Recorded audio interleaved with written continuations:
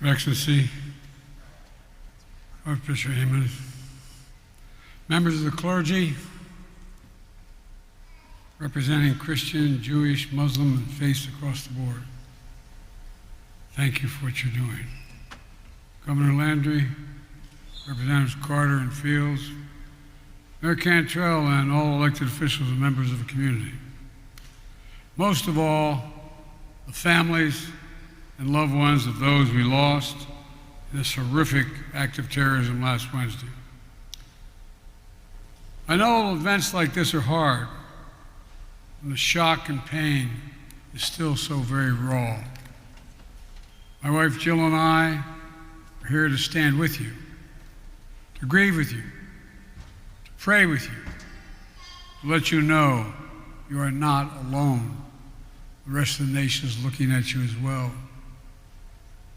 It's not the same. We know what it's like to lose a piece of our soul. The anger, the emptiness, the black hole that seems to be sucking you into your chest, the sense of loss, the questions of faith in your soul. I know it's been 5 days staring at that empty chair in the kitchen, around the kitchen table. We're not hearing the voice. You think of the birthdays, the anniversaries, the holidays to come without them.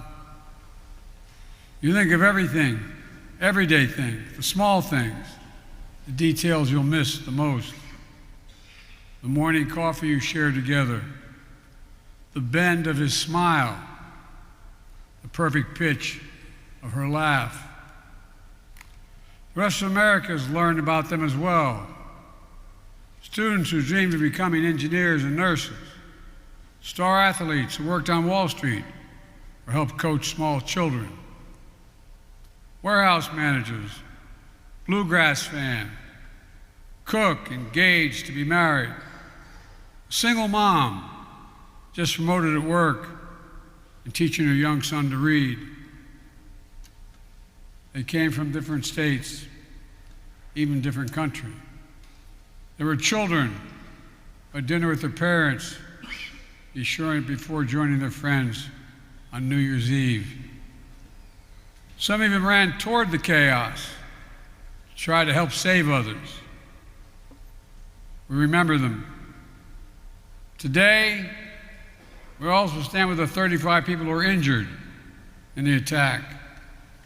And we think of the brave responders and law enforcement officers, officials, who risked their lives to stop the terror and save others, including 2 of those officers that I met tonight, injured in the firefight. Now, thankfully, both are recovering in our home. I've directed my team to make every resource available to federal, state, and local law enforcement to complete this investigation quickly and do whatever else we can. French Quarter is also home to so many people. We will support everyone who lives there, all the people of New Orleans, as they heal. And if there's one thing we know, New Orleans defines strength and resilience. You define it, whether it's in the form of this attack, or hurricanes or superstorms. This city and its people get back up. That's the spirit of America as well. Let me close with this. The families left behind, we know from some experience it's hard, but I promise you, the day will come when the memory of your loved one, you pass that park, open that closet door, smell that fragrance, just remember that laugh. When the memory of your loved one will bring a smile to your lips before a tear to your eye. It will take time, but I promise you it will come. It will take time. My prayer is that that day comes sooner rather than later, but it will come. And when it does, you may find purpose in your pain to live the life worthy of the one you lost. From the hymn based on the 91st Psalm in my church, may he raise you up on eagle's wings and bear you on the breath of dawn, make you to shine like the sun, and hold you in the palm of his hand. God bless you all. May God protect our troops. God bless you.